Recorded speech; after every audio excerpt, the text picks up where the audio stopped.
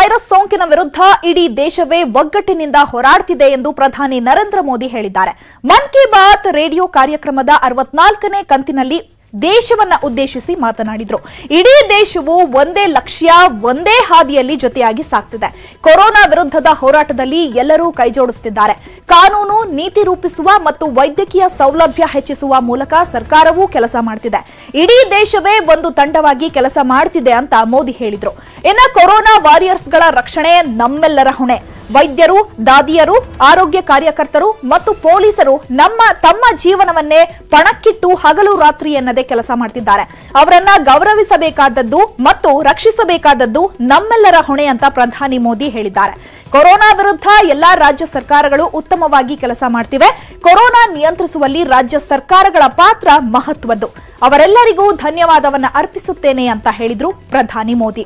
ಅಲ್ಲದೆ ಎಲ್ಲರೂ ಮಾಸ್ಕ್ ಧರಿಸಿ ಸೋಂಕು ಹರಡದಂತೆ ಎಚ್ಚರಿಕೆ ವಹಿಸಬೇಕು ಅಂತ ಹೇಳಿದ್ರು ಪ್ರಧಾನಿ. ಹಾಗೆ ನಮ್ಮಲ್ಲಿ ಮನವಿಯನ್ನ ಕೂಡ ಮಾಡಿಕೊಂಡಿದ್ದಾರೆ.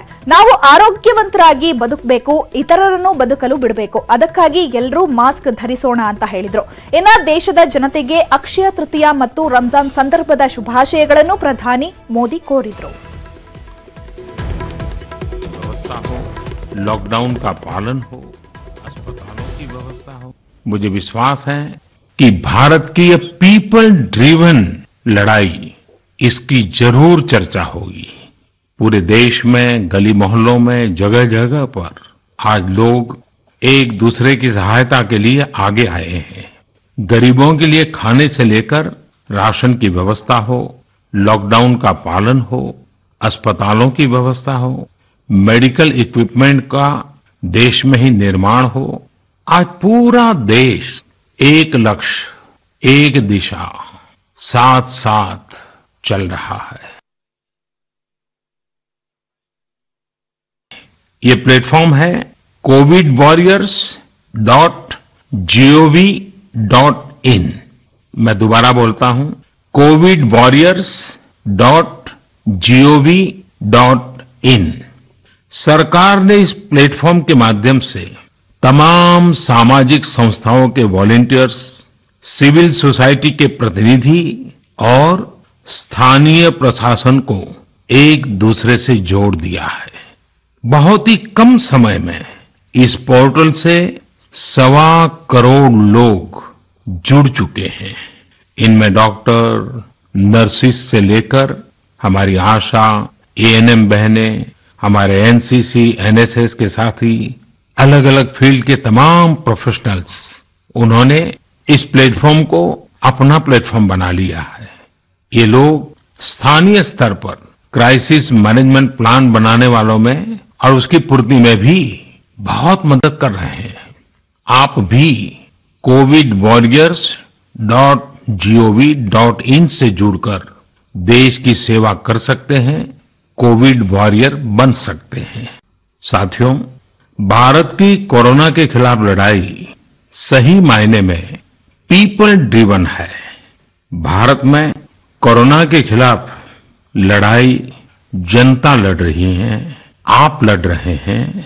जनता के साथ मिलकर शासन प्रशासन लड़ रहा है. भारत जैसा विशाल देश जो विकास के लिए प्रयत्नशील है, गरीबी से निर्णायक लड़ाई लड़ रहा है. उसके पास कोरोना से लड़ने और जीतने का यही एक तरीका है.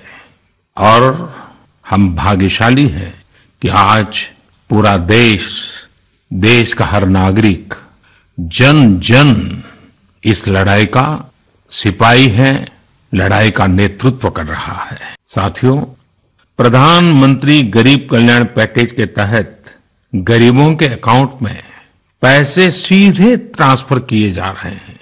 वृद्धावस्था पेंशन जारी की गई है.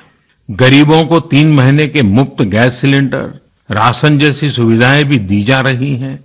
इन सब कामों में सरकार के अलग अलग विभागों के लोग, बैंकिंग सेक्टर के लोग एक टीम की तरह दिन रात काम कर रहे हैं.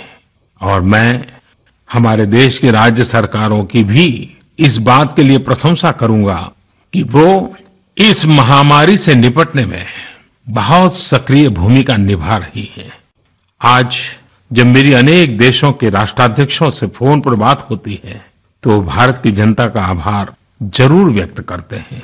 जब वो लोग कहते हैं thank you India, thank you people of India, तो देश के लिए गर्व और बढ़ जाता है।